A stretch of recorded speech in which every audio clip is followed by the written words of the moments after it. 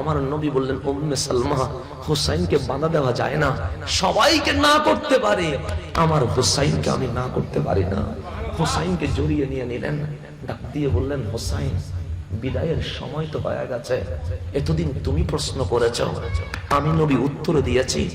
বিদায় বেলায় আমি নবী প্রশ্ন করব, তুমি হুসাইনকে উত্তর দিতে হবে। হুসাইন বুঝে গেছে ঘটনা অন্যদিকে মুড়ে যাচ্ছে। হুসাইন ডাক দিয়ে বললেন, নানা জান, আজকে এমন কঠিন করে ফেললে তো আমার জন্য কঠিন হয়ে যাবে। আমার নবী বললেন, সহজ প্রশ্ন করব, সে করেন তো। আমার নবী বললেন, হুসাইন, হাজারে আসওয়াদ চিনো? সে চিনি তো। দামি না অদামি? সে বেশি দামি। কেমন দামি? সে সব পাথর মাটিতে থাকে, হাজারে আসওয়াদ কাবা ঘরে থাকে, এমন দামি কিয়ামত পর্যন্ত মুসলমান ওই পাথরকে সোমা দেওয়ার জন্য প্রতিযোগিতা করবে। আমার নবী ডাক দিয়ে বললেন, হুসাইন, একটা পাথর কাবার সাথে লেগে গেল আর কিয়ামত পর্যন্ত মানুষ চুমু দিবে, এটা দামি হওয়ার পিছনে কারণ কি? হুসাইন বলে, কারণ একটা, কারণ আমার নানা জান জীবনে একবার ওই পাথরকে চুমু দিয়ে দিয়েছেন। নবীকে দিয়েছেন কয়বার দিয়েছেন? আমার রাসূল হাসি দিয়ে বলে, একবার চুমু দিলে যদি পাথর কাবার সাথে লেগে যায়, একবার চুমু দিলে যদি পাথরের এত পাওয়ার হয়ে যায়, হুসাইন তোমাকে কয়বার চুমু দিয়েছে? হুসাইন অবাক হয়ে গেছেন। নবীরে কখনো তো গনে দেখি নাই। আমার কপালে আপনার চুমু, আমার চোখের মধ্যে আপনার চুমু, আমার গালের মধ্যে আপনার চুমু, আমার গলায় আপনার চুমু, আমার বুকে আপনার চুমু। আমার নবী বললেন, হাজার তো দিয়েছি। হোসেন বলে, তা তো হবে, একবার চুমু দিলে যদি পাথর কাবার সাথে লেগে যায়, যাকে হাজারের উপর চুমু দিয়েছি, হোসাইনকে আমি নবী কত উপরে তুলে দিয়েছি। হোসাইন বুঝতে পারছেন ঘটনা অন্যদিকে মোড় নিচ্ছে। হোসাইনের চোখে পানি টলটল করছে। আমার নবী বলছে, হোসাইন, আমার শরীরে কখনো মশা মাছি বসেছে? হোসাইন বললেন, লা, জীবনে কোনোদিন দেখি নাই। আমার নবী বলছেন, কেন বসে নাই? সে মশা মাছিও জানে রহমতুল্লিল আলামিন, এটা শরীরে বসলে বেয়াদবি হয়। তা আমার নবী ডাক দিয়ে বললেন, হুসাইন, যেই শরীরে কখনো মশা মাছি বসে নাই, তুমি হুসাইন বলেছো গাড়িতে চলবে, আমি কাঁধে তুলে ফেলেছি। তুমি হুসাইন বলেছিলে ঘোড়াতে চড়বে, আমি তোমাকে পিঠে তুলে ফেলেছি। তুমি হুসাইন বলেছিলে খেলবে, আমার পেটে তুলে আমি স্টেডিয়াম বানিয়েছি। তুমি হুসাইন বলেছিলে ঘুমাবে, তোমাকে বালিশ দেই নাই, আমার বুকের উপর ঘুমিয়েছি। মানুষ বড় হয় জমিনে, তুমি হুসাইনকে আমি নবী আমার শরীর দিয়ে বড় করেছে। সব বিষয়ে আল্লাহ পরীক্ষা নিয়েছেন। উনি ইমামে আলী মাকাম সৈয়দুশ শুহাদা ইমাম হুসাইন রাদিয়াল্লাহু তাআলা। সব বিষয়ে এমন কোন বিষয় নাই যেই বিষয়ে আল্লাহ পরীক্ষা নেয় নাই। আল্লাহ যে কোরআনে বলছে, ওয়ালানাবলু আন্নাকুম বিশাইইম মিনাল খাউফি ওয়াল জু'i ওয়া নাকসিম মিনাল আমওয়ালি ওয়াল আনফুসি ওয়াস সামারাত। আল্লাহ বলছে, বান্দা, আমি তোমার এবং আমার মাঝে সম্পর্ক যদি ডেভেলপ করতে চাই, মাবুদ আর বান্দার মাঝে যদি বন্ধুত্ব বেলায়ত নিতে হয়, তাহলে তোমাকে অবশ্যই পরীক্ষার সম্মুখীন হতে হবে। মাওলা পরীক্ষা কয়টা নিবে? যে 5 থেকে যেই কোনো একটাই নিব। কখনো ভয় দেখাবো, কখনো ক্ষুধার যন্ত্রণা দিব, কখনো শস্যকে নষ্ট করে দিব, কখনো আপন কাউকে চেয়ে নিব। এইরকম 5টা পরীক্ষার মাঝে যেই কোনো একটা নিব। কিন্তু মাওলা বলছে যে সবচেয়ে বেশি আপন হবে সে 5 থেকে একটা নয়, মাওলার দরবারে সব পরীক্ষায় উত্তীর্ণ হতে হবে।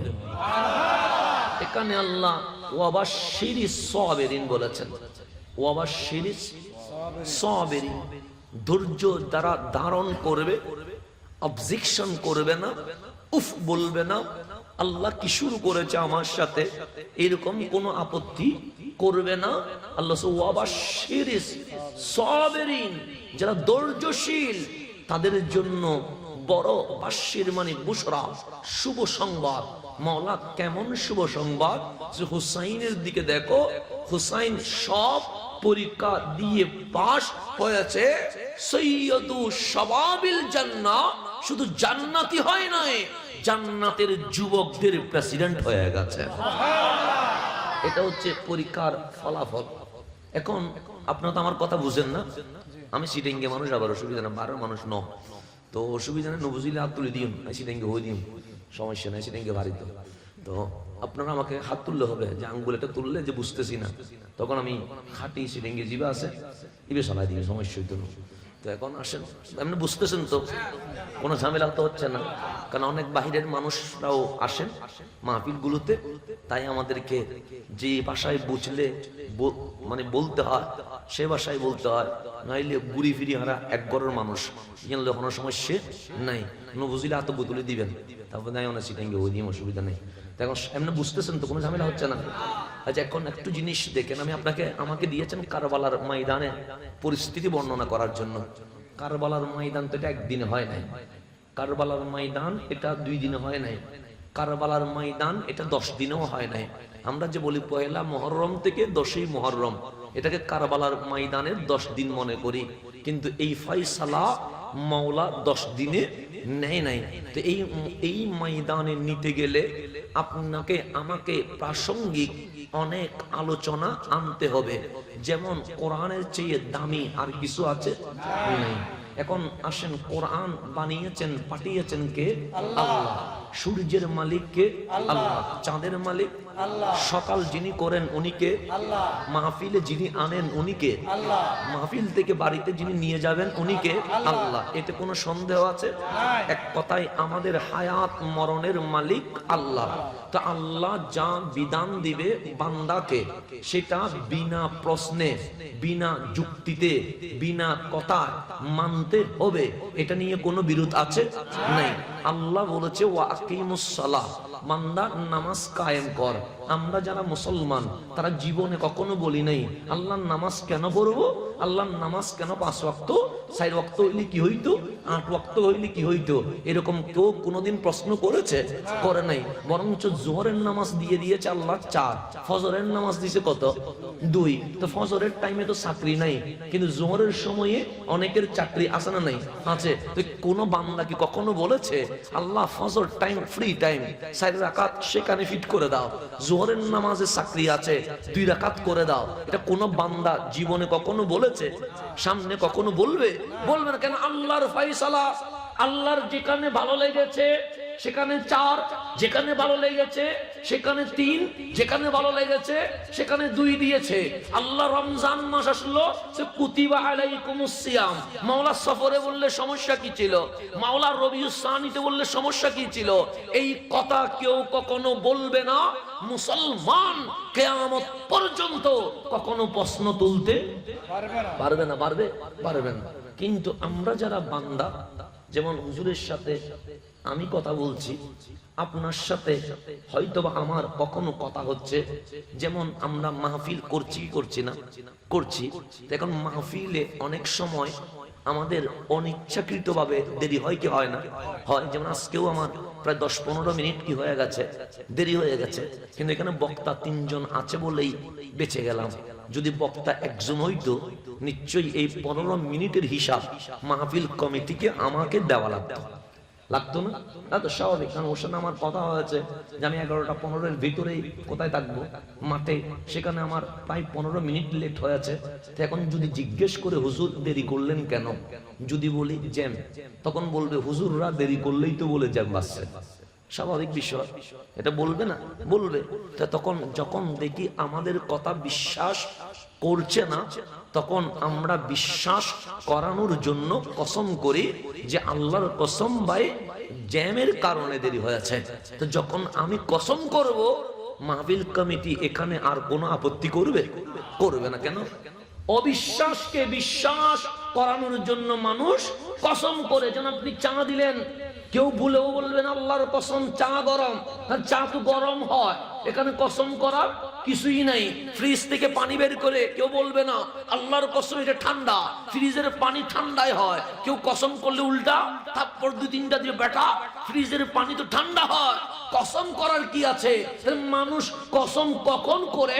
যখন আচমকা আগুন ধরে গেছে, মানুষ বিশ্বাস করছে না, তখন বলে কসম আগুন ধরেছে, অ্যাক্সিডেন্ট হয়েছে, তখন অবিশ্বাস্য ঘটনা, তখন মানুষ কসম করে।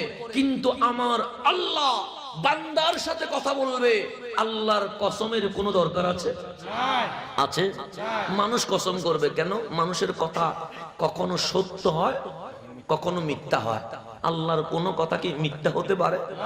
সেই জন্য আল্লাহ দাওয়াত দিচ্ছেন, কোনো কসম নাই।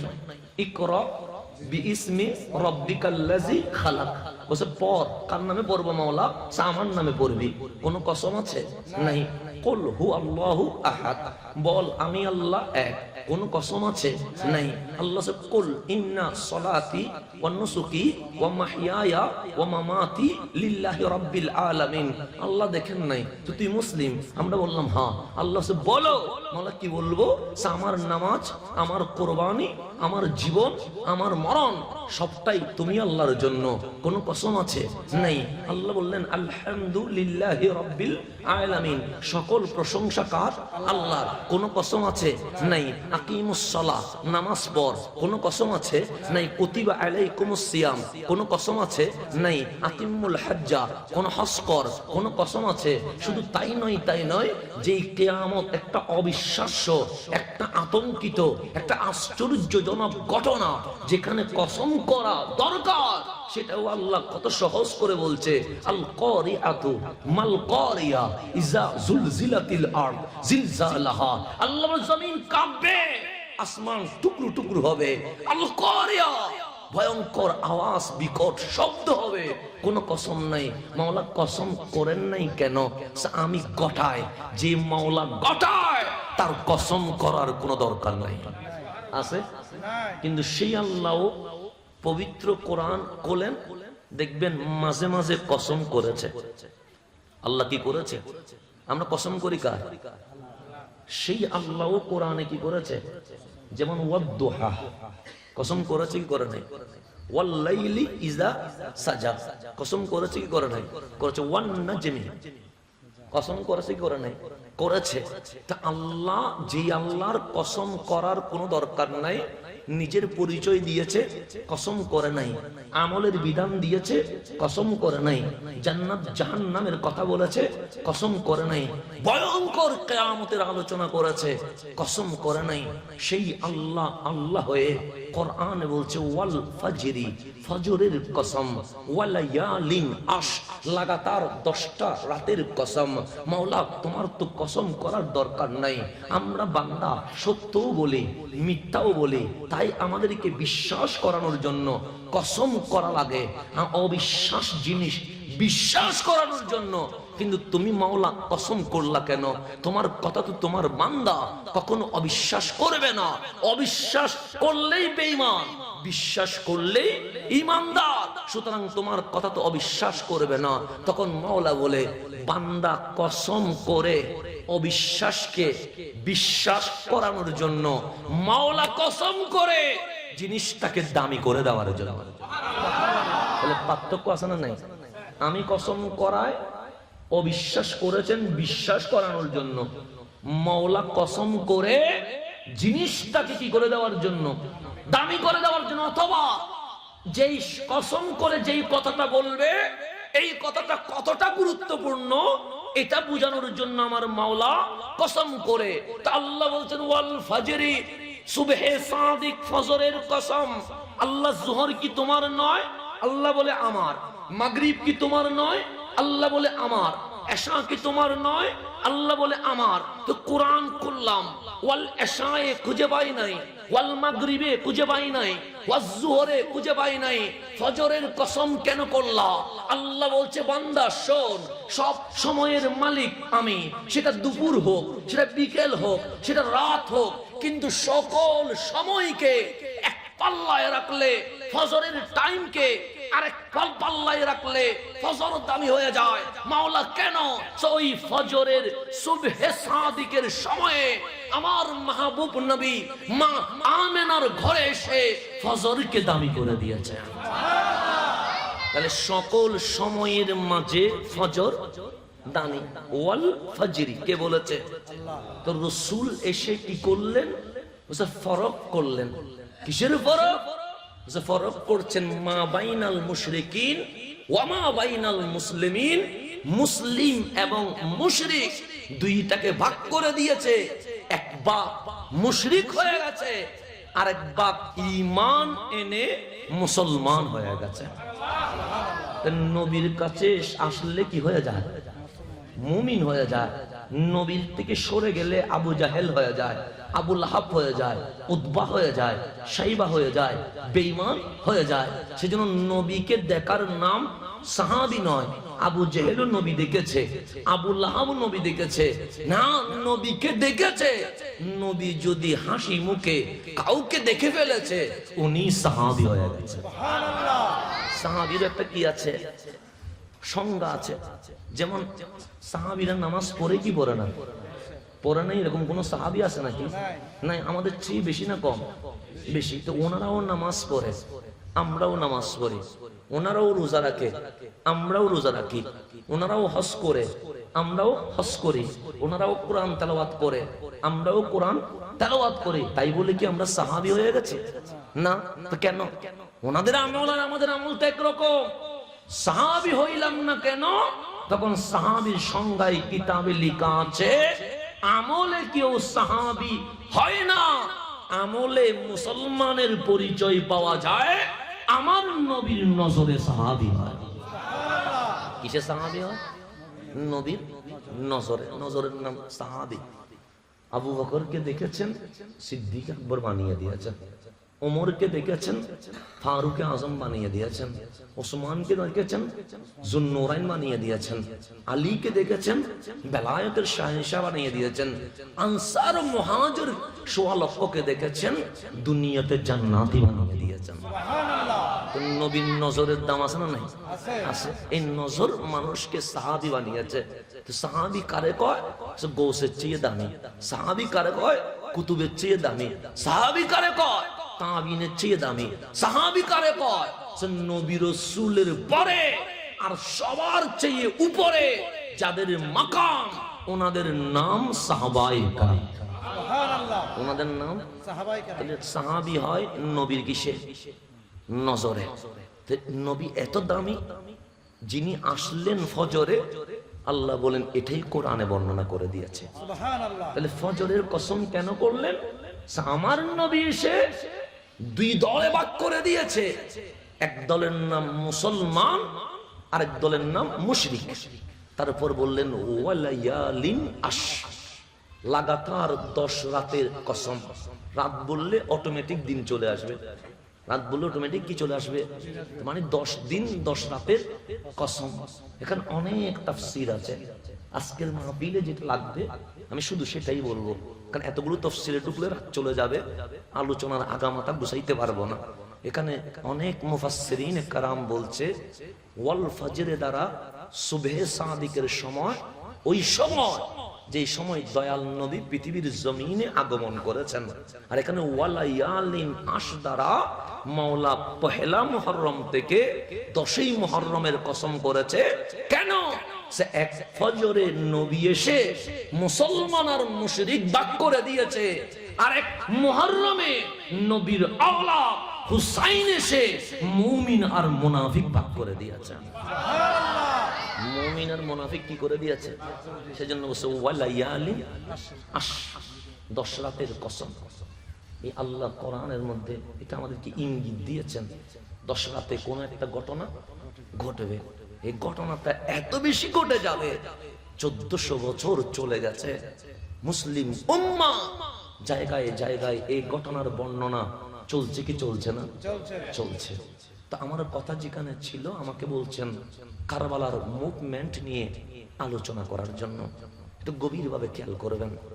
আমার রাসূল 2টা হায়াত কাটিয়েছেন।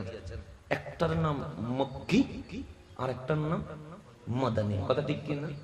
হিজরতের আগের জীবনকে মক্কি বলা হয়, হিজরতের পরের জীবনকে মাদানী বলা। সেজন্য আপনার কোরআন করলে কোরআন দুই প্রকার, এক সূরার নাম মক্কি আর এক সূরার নাম, যেমন কোরআন শরীফ খুলেন সূরাতুল ফাতিহা লেখা আছে না? নাই আছে, লেখা আছে কি মক্কিয়া আছে না?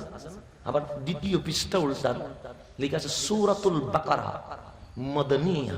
তাহলে প্রথম পৃষ্ঠার নাম মক্কি, দ্বিতীয় পৃষ্ঠার নাম মাদানী। এর আগেও অনেক আসমানি কিতাব আছে না? নাই আছে, যেমন ইনজিল আছে, জবুর আছে, তাওরাত আছে, আরো 100 সহিফা আছে। ইনজিল 27 পারা, এটাও অনেক জায়গায় সংরক্ষিত আছে, কিন্তু এগুলাকে অনেকেই পরিবর্তন করে ইহুদিরা বানিয়েছে ওল্ড টেস্টিমেন্ট, খ্রিস্টানরা বানিয়েছে নিউ টেস্টিমেন্ট। আল্লাহর কালাম সরায়া নিজেদের কথাগুলো আল্লাহর নামে কি করে দিয়েছেন, চালিয়ে দিয়েছেন। যখন বিশ্ববাসী জেনে গেছে ইনজিল তো পরিবর্তন হয়েছে, জবুর তো চেঞ্জ হয়েছে, এইভাবে করে আসমানি গ্রন্থগুলোতে মানুষ কলম দিয়ে নিজের কথা মাওলার নামে চালিয়ে দিয়েছে, তখন বিশ্ববাসী বলেছে কোরআন হয়তোবা এরকম হতে পারে। আল্লাহ ডাক দিয়ে বলে, হ্যাঁ ইনজিল পরিবর্তন করেছে, হ্যাঁ তাওরাত চেঞ্জ করেছে, হ্যাঁ জবুরের মধ্যে আমি আল্লাহর কালাম মুছে নিজের কালামকে মাওলার কালাম বলেছে, সহিফা ছিঁড়ে ফেলেছে। ইন্না নাহনু নাযালনা যিকরা, এই কোরআন আমি নাজিল করেছি, ওয়া ইন্না লাহু লাহাফিজুন, পশ্চিমে সূর্য যদি উঠে আল কোরআন পরিবর্তন হবে না, কারণ আমি মাওলা কিয়ামত পর্যন্ত এটাকে হেফাজত করতে পারবো। জীবনে সব চেঞ্জ হবে কিন্তু কোরআন হয়েছে কখনো? যেমন আলিফ লাম মিম, এটার কেউ আলিফ লাম বা করতে পারছে? আলিফ লাম সা করতে পারছে? এখন এই আলিফ লাম মিমের ভিতরে কি আছে আল্লাহ জানে। এটা না আপনি বুঝেছেন না আমরা কি বুঝবো? যেখানে মুফাসসিররা হয়রান হয়ে গেছে, যেখানে মুহাদ্দিস থমকে গেছে, যেখানে যুগের বড় বড় জ্ঞানী বিজ্ঞানী স্টপ হয়ে গেছে। আচ্ছা, আমাদের কেউ যদি ক ক গ গ করে, মুরব্বীরা হাসবে না? মানুষ বসে কি শুরু করে দিই, স্বাভাবিক। এটা মুরব্বী গতি যদি এবিসিডি, মানুষ কি হবে?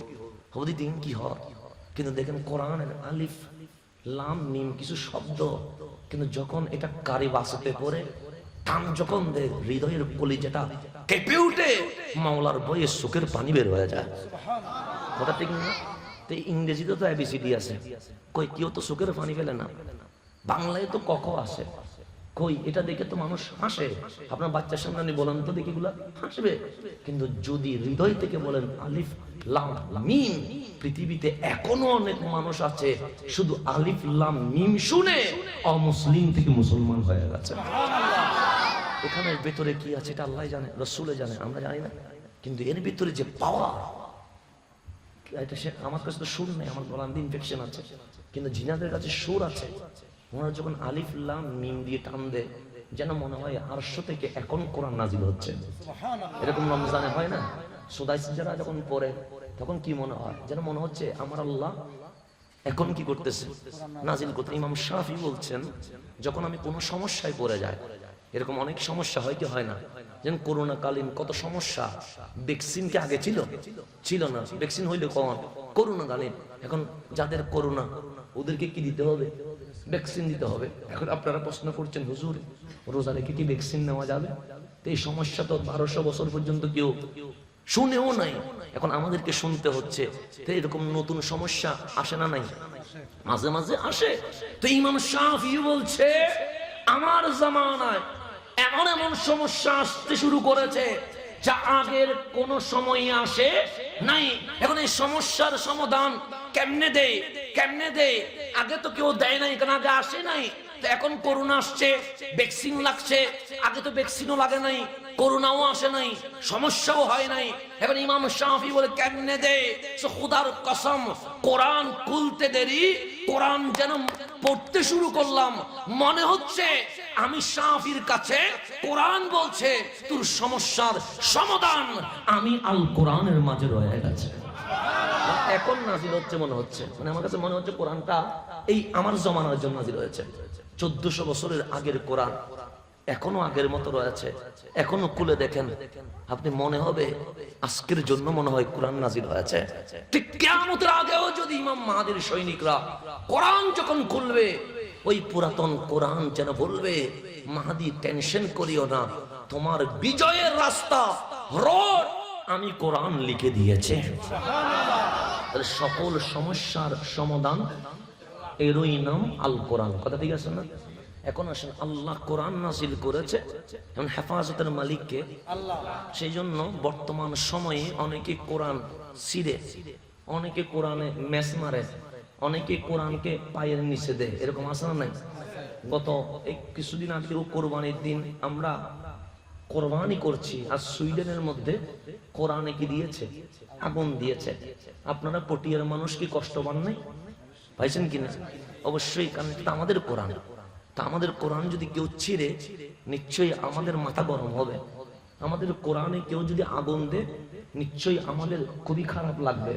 সেই জন্য আমাদেরকে গালি দিলে মুসলমান উত্তর দেয় না, বাবাকে নিয়ে কিছু বললে মুসলমান ছেড়ে দেয়, বলছে কি হয়েছে, কিন্তু মুসলমানের নবীকে কিছু বললে মুসলমান কখনো ছাড়তে পারে না। কথা ঠিক না? সেই জন্য ফারুক আজম বলছে সবকিছুতে মাফ করা যায়, সবকিছুতে কি করা যায়? মাফ করা যায়, অসুবিধা নাই। হিন্দু সে আল্লাহর জমিনে আছে, খাত, রিজিক দিচ্ছে কে? আল্লাহ। বৌদ্ধ তার ধর্ম পালন করুক, আমি ওমরের কোনো আপত্তি নাই, থাকুক, সুবিধা নাই।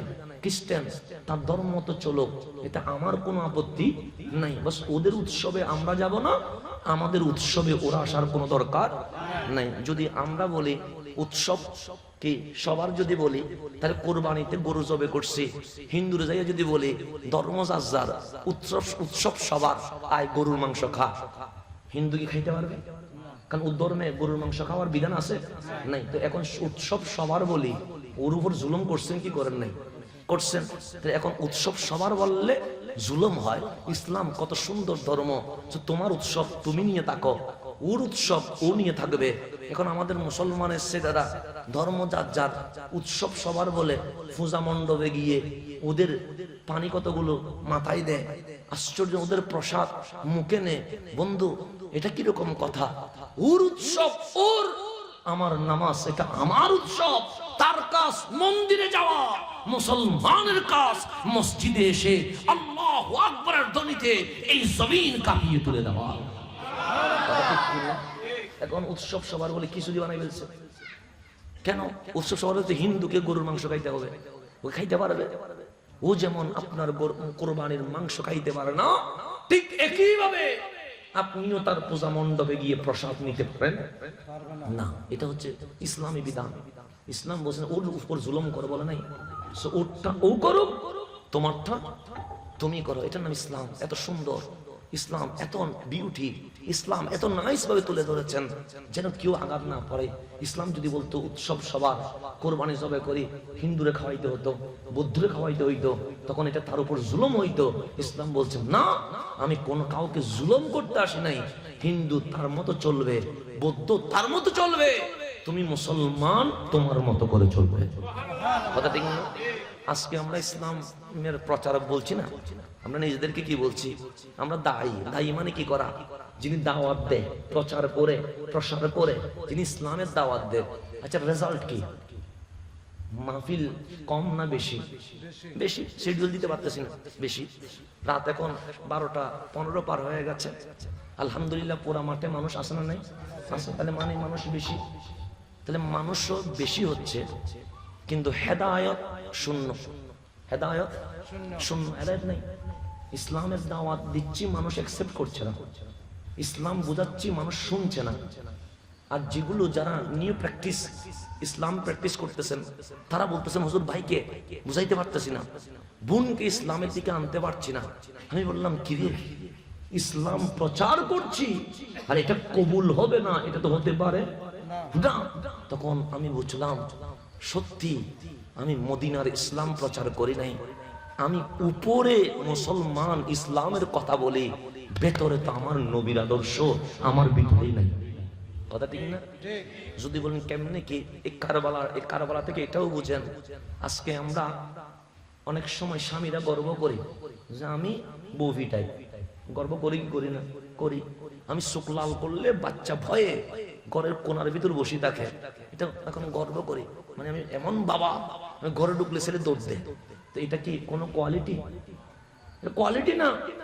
সে যে দৌড় দিয়েছে, ভয় পেয়েছে, তো ভয়ে দৌড়লে তো আল্লাহ সবাইরে ভয়ের ছোট মুসলমান বানাইতে পারতেন।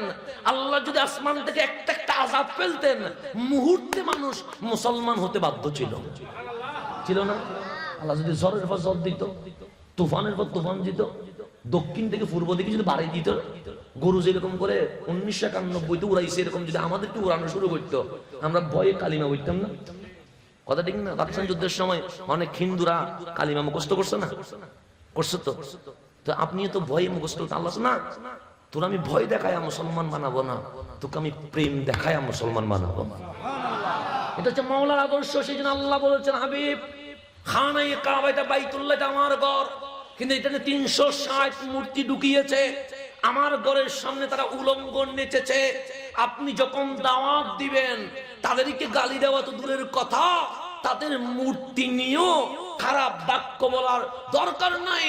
আমি মাওলা চাই আমার বান্দা মাবুদের দরবারে ভয়ে নয়, ভয়ে নয়, ভয়ে নয়, প্রেম, ইশক, ভালোবাসা নিয়ে হাজির হয়ে যাবে। এটাই তো ছিল ইসলাম। এটা তো কি ছিল ইসলাম। এখন আমরা বউ মারলে নিজেকে মনে করি তো জওয়ানি আগিয়ে, এরকম মনে করি। রসুল কি কোনোদিন বউ ফিটাইছে? বউ তো মায়ের জিনিস না। এখন লবণ হইলে মারে, ঝাল হইলেও মারে, একটা অবস্থা শুরু করে দিয়েছে। বউ মারে আবার ইসলাম প্রচার করে, তো কেমনে মানুষ আসবে? আম্মা জান আয়েশা সিদ্দিকা তাহেরা রাদিয়াল্লাহু তাআলা আনহা বলছেন, আমার নবী আমাকে ছোট্ট বয়সে বিয়ে করেছেন। রাসূল শুধু ছোট বয়সে কয়জনকে বিয়ে করেছেন? একজনটা সব বিধবা, আর সব বয়সে বড় শুধু ছোটতে বিয়ে করেছেন কয়জনকে? আমার রাসূল বলছেন, এই উম্মত, আমি বিয়ে করেছি বয়সে আমার সব বড়। খাদিজা বয়সে বড় ছিল, বেশিরভাগ তালাক প্রাপ্তা ছিল, যাদের স্বামী তাদেরকে ছেড়ে দিয়েছে অথবা স্বামী মারা গেছে, মানে আশ্রয়হীনকে আমি নবী আশ্রয় দিয়ে নারীর অধিকার প্রতিষ্ঠা করেছে। তো জীবনে মেয়ে ছোট বিয়ে করছে কয়টা? ওনার নাম কি? আয়েশা সিদ্দিকা তাহেরা। এখন অনেকে বলবেন, নবী কেমনে বাল্য বিবাহ করলো, নবী কেমনে ছোট মেয়ে বিয়ে করলো? তা আমার রাসূল বলছে, শোনো, আয়েশাকে আমি নিজের ইচ্ছাই বিয়ে করি নাই, আমি ঘুমাচ্ছিলাম। বুখারী শরীফের হাদিস, হযরতে জিবরিল আমিন একটা বড় পাত্র নিয়ে এসেছেন, এটা কাপড় দিয়ে ঢাকা ছিল, এনে বললেন, ইয়া রাসূলুল্লাহ, এই পাত্রটা হাদিয়া। কার পক্ষ থেকে? মাওলার পক্ষ থেকে। এখন আমার নবী বললেন, জিবরাইল, একটা কাপড় দিয়ে মোড়ানো, উল্টাও না, উল্টানোর অধিকার আমার নাই, আমার অধিকার নিয়ে আসা, আপনি উল্টায়া দেখবেন। আমার নবী বললেন, পাত্র উল্টায়া দেখি, ওই পাত্রে আয়েশা সিদ্দিকা বসে আছেন। ওই পাত্রে কি বসে আছে? আমি আশ্চর্য হলাম, ডাক দিয়ে বললাম, মাওলা, এটা কেমন স্বপ্ন দেখাইলা? পাত্রের মধ্যে আয়েশা বসে আছে। তখন আল্লাহ ডাক দিয়ে বললেন, হাবিব, আমি কি হচ্ছে আয়েশা, আয়েশার সাথে আপনি নবীর বিয়ে আমি রহমান নিজেই ঠিক করে দিয়েছে। তাহলে প্রস্তাব পাঠিয়েছেন কে? আল্লাহ। তো এখন আম্মা জান আয়েশা সিদ্দিকার প্রস্তাব আসলেন রাসূলের কাছে। এখন রাসূলের কাছে যখন আসলেন, তো রাসূলের উচিত সিদ্দিক আকবরের কাছে কি পাঠানো? প্রস্তাব পাঠানো, এরকম না? প্রস্তাব পাঠানো তো দরকার ছিল না। দেখেন মাওলা কি সিস্টেম করেছেন। সিদ্দিক আকবর আসলেন নবীর কাছে, এসে বললেন, ইয়া রাসূলুল্লাহ, আমার 3টা পছন্দ আছে। কয়টা পছন্দ? 3টা। দেখেন আল্লাহর নবী প্রস্তাব পাঠায়নি। অনেক নাস্তিক বলে, রাসূল এটা কেমনে করলো? না, মেয়ের বাবা আসছেন সিদ্দিক আকবর, এসে বললেন, নবী রে, আমার 3টা পছন্দ আছে। আমার নবী বললেন, বলো তোমার 3টা পছন্দ। আমি নবী শুনবো। বস, আমি আবু বকর নামাজকে বড় ভালোবাসি, কিন্তু 1 নাম্বার নয়। রোজাকে বেশি ভালোবাসি, 1 নাম্বার নয়। হজ যাকাতকে বড় ভালোবাসি, 1 নাম্বার নয়। মায়ের সেবাকে বড় ভালোবাসি, 1 নাম্বার নয়। নিজের সহধর্মিনীকে ভালোবাসি, 1 নাম্বার নয়। আমার রাসূল বললেন, তাহলে এক নম্বরে কি রেখেছে আবু বকর সিদ্দিক আকবর বলে, এক নম্বরে আন-নাযরু ইলা ওয়াজহিক, আবু বকরের দুটো চোখ থাকবে, এই চোখ দিয়ে শুধু আমার নবীকে দেখতে থাকবে। সুবহানাল্লাহ। এটা কয় নাম্বার? এক নাম্বার। তারপর দুই নাম্বার পছন্দ কি? আমার মাল থাকবে, সম্পদ থাকবে, এই সম্পদ আমি আমার নবীর কদমে ইসলামের জন্য দান করে দেব, আল্লাহ কবুল করেছেন। তিন নাম্বার কি? আমার একটা মেয়ে থাকবে, ওই মেয়েকে আমার নবীর সাথে আমি বিয়ে দিয়ে দেব। সিদ্দিক আকবর নিজে এসে প্রস্তাব দিয়েছেন, ইয়া রাসূলুল্লাহ, আমার আয়েশাকে আমি অন্য কারো কাছে বিয়ে দিব না, আমি আপনি নবীর কাছে কি দিব? বিয়ে দিব। একদিকে প্রস্তাব পাঠালেন আল্লাহ, আর একদিকে বাবার পক্ষ থেকে আসলো। এখন আম্মা জান আয়েশা সিদ্দিকা বলেন, যেহেতু আল্লাহর প্রস্তাব, আমার বাবার ইচ্ছা, আমি আয়েশারও ইচ্ছা, সবচেয়ে দামি নবীর ঘরেই আমি সংসার করব। আমি নবীর ঘরে চলে আসলাম, রাসূল আরবির ঘরে চলে আসলাম। কেমন সংসার ছিল!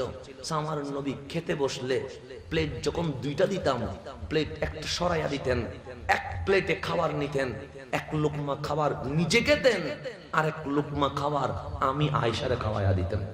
কি সংসার ছিল! এখন আমরা বউ ফিটাইয়া বলি, আমি সেরকম তো। আমার নবী খাবার খাওয়াইয়া দিচ্ছেন। শুধু আম্মা জান আয়েশা সিদ্দিকা বলেন, এতটুকুই নয়, যখন রাত হয়ে যেত, সবাই যখন ঘুমিয়ে যেত, আমার নবী আমাকে নিয়ে বের হতেন, বলতেন আজকে দৌড় প্রতিযোগিতা করব। কার সাথে?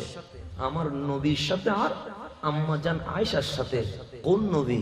যেই নবীর আগে কোনোদিন জিবরিল যেতে পারে নাই, ওই নবীর সাথে আজ দৌড় প্রতিযোগিতা হবে। কার সাথে? আম্মা জান আয়েশার সাথে।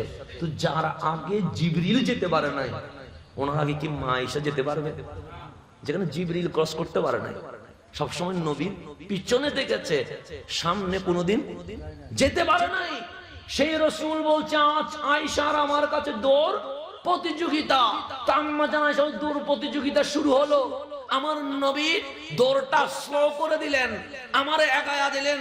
আমি যখন সামনে চলে গেলাম, আমার নবী আমি আয়েশার পিঠে হাত দিয়ে বলছে, আজকে তো দৌড় প্রতিযোগিতায় আয়েশা জিতে গেছে। কি ছিল, কি ছিল জীবন! আজকে আমরা কোথায়? এখন আমি হুজুর যদি বউ নিয়ে বাইরে, হুজুরে কেন বলো বাইরে? আজকে যদি আমি বউ নিয়ে কোথাও বেরোই, আপনারা তো বলবেন হুজুর কেন বলো বাইরে? বউ বিয়ে কি করতে লাগাইবো না, বুঝুন না পারি পাবলিক করে। এখন বুঝতে হবে ইসলামিক সংসার কারকে বলে। ইসলামিক সংসার মানে এটা নয় বউ এটারে তালা মারে দিবেন। ইসলামিক সংসার মানে শুধু রান্না করবেন, কাপড় ধোয়াবেন আর মাঝে মাঝে ফিটবেন, এটা ইসলামিক সংসার নয়। ইসলামিক সংসার মানে আপনি আপনার বউকে, আপনার বউ আপনাকে এমন ভাবে চিনতে হবে। আমার নবী বলেন, কাল হাসরের ময়দানে যেই স্ত্রী তার স্বামী সম্পর্কে ভালো সাক্ষী দিবে, আল্লাহর দরবারে আর কোন সাক্ষীর প্রয়োজন হবে না। স্ত্রীর সাক্ষী স্বামীর নাজাতের ওসিলা হয়ে যাবে। এটার নাম ইসলাম। এটা কোনোদিন আমরা মা বোনকে বলছি? বলিনি তো। বললে যদি আবার আমাদের গায়ের উপর উঠে যায়।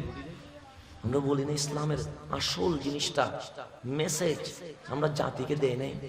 আমার নবীর প্রথম সঙ্গী আম্মা জান খাদিজাতুল কুবরা। আমার রসুল বিয়ে করেছেন, রসুলের বয়স তখন 25, আম্মা জানের বয়স কত? 40। তা আমার নবীর বয়স যখন 40, আম্মা জানের বয়স কত? 60। তাহলে আম্মা জান খাদিজা কয় বছর? 60 বছর। আমার নবী 60 বছর না, 65 বছর। আমার নবী কয় বছর? 40 বছর। দেখেন আম্মা জান খাদিজা নবীর সাথে কিভাবে ইসলামের দাওয়াতের কাজ করেছে। রসুলের বয়স 40, আম্মা জানের বয়স 65। আমার নবীর শুধু খেয়াল গারে হেরার দিকে, কারণ ইবাদতে মগ্ন। ওই 65 বছরের মা জিনার বয়সে ভারী হয়ে গেছে, উনি খাবার রান্না করে ঘর থেকে গারে হেরা পর্যন্ত খাবার নবীর দরবারে পৌঁছিয়ে দিয়েছেন।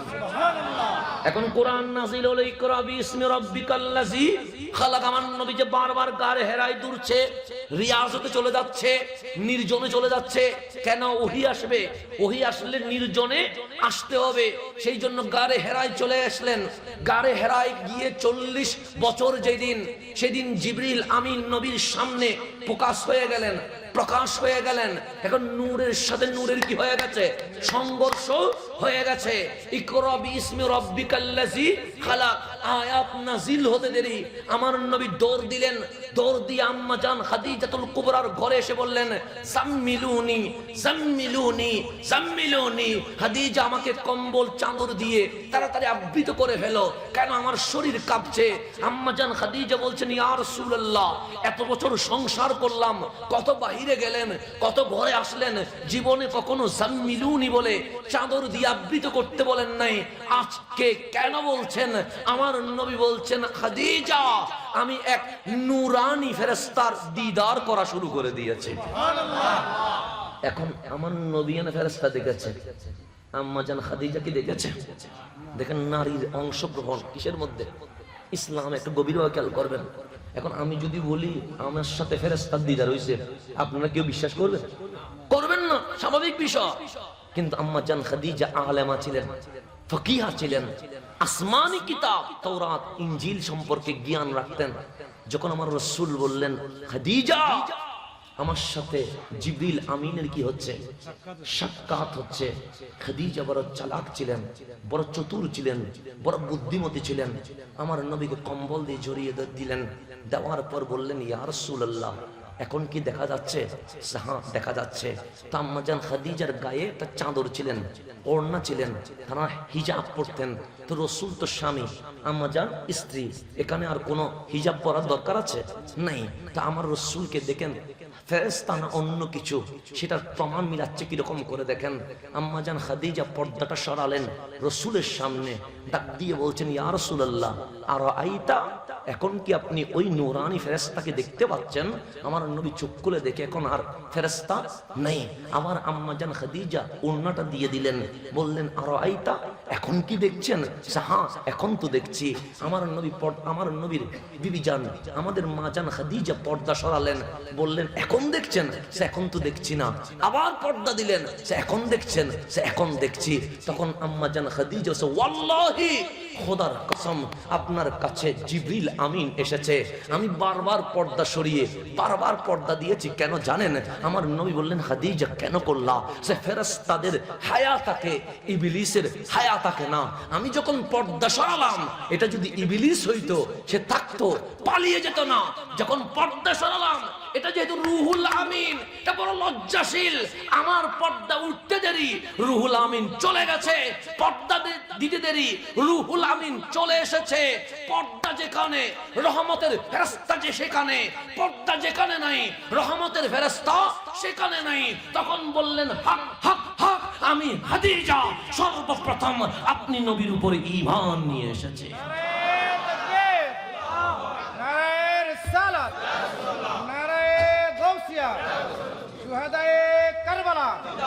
বিবিরা এইভাবে করে সংসারে কি দেখাচ্ছেন? সংসার নয় শুধু ইসলামে, রসুলের কাছে ফেরেশতা এসেছে। সর্বপ্রথম যিনি সত্যায়ন করেছেন উনি আম্মা জান খাদিজাতুল কুবরা রাদিয়াল্লাহু তাআলা। তো মেয়েরা পারে কি পারেন? পারে, কিন্তু মেয়েদের প্রতি যত্নশীল হলে মেয়েরা পারবে। তো আমি যে কথাটা বলতে লাগলাম, ইসলামকে আমরা রিপ্রেজেন্ট যেটা করি সেটা আমাদের মতো করি। যেখানে আমাদের সুবিধা সেটা বলি, যেখানে আমাদের অসুবিধা সেটা আমরা বলতে রাজি নয়। সেজন্য আমার মা, আমার বোন ইসলাম থেকে সরে যাচ্ছে। ইসলাম থেকে তো সরে যাওয়ার জিনিস নয়। যেই মাকে জীবন্ত কবর দেওয়া হতো, যেই নারীর কোনো অধিকার ছিল না, আমার ইসলাম তো নারীকে সর্বোচ্চ অধিকার দিয়েছে। বলেছে ইসলাম, তুমি ইসলাম বলছে তুমি কি মা? মা জাতি বলল, হ্যাঁ আমি মা। ইসলাম তখন বলছে, মারে তোমার পাটা এত দামি, এত দামি, এত দামি, তোমার পায়ের নিচে সন্তানের বেহেশত রয়ে গেছে। সেই জন্য ইমাম গাজ্জালির নাম তো শুনেছেন, শুনেছেন না? ইমাম গাজ্জালি দার্শনিক, ওনাকে কোন একজন বলেছিল, আমি সবচেয়ে বেশি বড় কোটিপতি শিল্পপতি হতে চায়। সবচেয়ে বড় কি হতে চায়? কোটিপতি হতে চায়। তখন ইমাম গাজ্জালি বলছেন, তুমি এক বিঘত জমিনের মালিক হয়ে যাও। কয় বিঘত?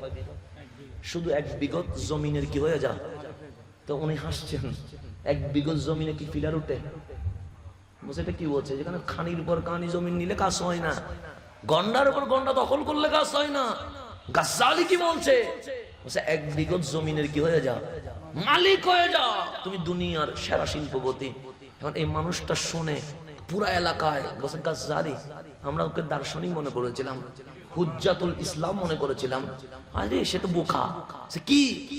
তার কাছে আমি জ্ঞানী মনে করে গিয়েছিলাম যে দুনিয়ার বড় কোটিপতি হতে চায়, সে আমার হাত দেখায়া বলে 1 বিঘত জমিনের কি হয়ে যাও, মালিক হয়ে যাও। 1 বিঘত ফিরারে উঠে না, কানির পর কানি জমিন আছে, এতে কোটিপতি হইতে পারি না। আর উনি বলে 1 বিঘত, পুরা শোরগোল বাজিয়ে দিয়েছে। জুমার দিন চলে আসলো, ইমাম গাজ্জালি মিম্বরে উঠে গেলেন। মানুষ ইমাম গাজ্জালিকে দেখে হাসছে। ইমাম গাজ্জালি বলছে, লিমাযা তাদহাক, কেন হাসছো তোমরা? হাসবো না তো কি করব? আপনাকে আমরা দার্শনিক মনে করেছি, হুজ্জাতুল ইসলাম বলেছি, আর আপনাকে এই মানুষটা যিনি জ্ঞানী, গুণী, ব্যবসায়ী, উনি এসে বললেন কোটিপতি হতে চায়। আপনি বললেন 1 বিঘত জায়গার মালিক হও, তুমি সবচেয়ে বড় কোটিপতি, তো হাসবো না তো কি করব? ইমাম গাজ্জালি বলে, কথাটা বুঝো নাই বলে হাসছো? আজকে ঘরে গিয়ে তোমার মায়ের পায়ের সাইজটা দেখবা, 1 বিঘত, ওই মায়ের পায়ের তলার জমিনের মালিক হয়ে যাও, জান্নাত তোমার পিছনে দৌড়তে থাকবে। এটাই তো ইসলাম ছিল। কিন্তু এটাকে আমরা বলেছি মানুষকে, বলি নাই। তো ইসলাম বলছে, তুমি মা, ছেলের জন্য তোমার পায়ের নিচে বেহেশত হয়ে গেছে। তুমি কি কারো স্ত্রী? হ্যাঁ। তোমার সাক্ষী তোমার স্বামীর জন্য নাজাতের ওয়াসিলা হয়ে গেছে। তুমি কি কারো মেয়ে? ইসলাম বলছে, হ্যাঁ আমি মেয়ে। তো তোমার বাবার জন্য তুমি জান্নাতের গ্যারান্টি ওয়ারেন্টি হয়ে গেছো। আমার নবী বলছে, আমি ফাতেমার বাবা। এটার চেয়ে বড় গৌরব আর কি হতে পারে? আমি নবী মেয়ের বাবা। তোমরা যারা মেয়ের বাবা আছো, আমি নবীর সাথে এইভাবে থাকবে। এর চেয়ে বড় কোন কথা আছে? নাই। আমরা এটা মানুষকে বলতে পারি না, কারণ বললেই তো যৌতুক দাবি করতে পারবেন না, বললেই তো বরিয়াতি নিতে পারবেন না, বললেই তো কোরবানির গরু ছাগল নিতে পারবেন না, কারণ মেয়ে দামি দামি জিনিস থেকে কেমনে কিছু নিবেন? এগুলো বলতে গেলে তখন আমরা পুরুষ মানুষ সমাজ নিয়ন্ত্রণের জন্য এগুলো বলবো না। যার কারণে যৌতুক বেড়েছে, সমাজের মধ্যে বিয়ে করা কঠিন হয়েছে, জেনা করা সহজ হয়েছে। কথা ঠিক না? বিয়ে করা কি কঠিন, জেনা করা কি সহজ। পার্কে গেলে 2 টাকার বাদাম কিনলে জেনা করা যায়। রব্বে করিম আমাদেরকে বোঝার তৌফিক দান করুক। তো আমি যেখানে ছিলাম সেখানেই চলে যায়, কারবালার মুভমেন্টে চলে যাচ্ছি। একটু গভীরভাবে খেয়াল করবেন। আপনার নবী দুনিয়াতে আসলো, একটার নাম মক্কি আর একটার নাম মদনী। তো সূরা ফাতিহা করলে মক্কি, সূরা বাকারা করলে মদনী। তো কোরআন 2 প্রকার কেন হয়েছে? অন্য কোন গ্রন্থে কোন প্রকার নাই, না ইয়ামানি আছে, না সিরিয়ানি আছে, না মাসরি আছে, কোনো প্রকার নাই। কিন্তু কোরআনে মক্কি মদনী আছে। কেন? কোরআন আপনাকে এটা মেসেজ দিচ্ছে, তোমার নবী যখন মক্কায়, আমার নাম মক্কি, তোমার নবী যখন মদিনায়, আমার নাম মদনী। শুনে রেখো, আল কোরআন নবীর রঙেই রঙিন হয়েছে। নবীর রঙে কি হয়েছে? সেই জন্য মা আয়েশাকে কেউ জিজ্ঞেস করেছিল, নবীর মেসাল কি, নবীর উপমা কি, নবীর উদাহরণ কি, নবীকে কার সাথে মিলাবো?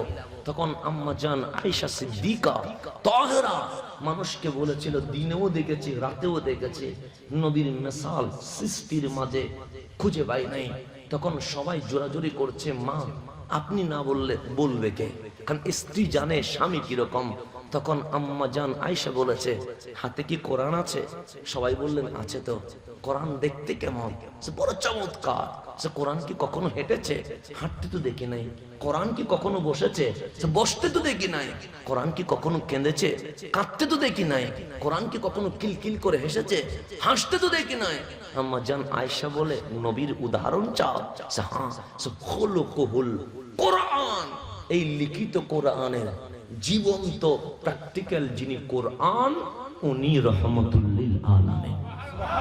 সেজন্য নবী আগে, কোরআন পরে। নাহলে কোরআন আগে আসতো, নবী কি আসতো?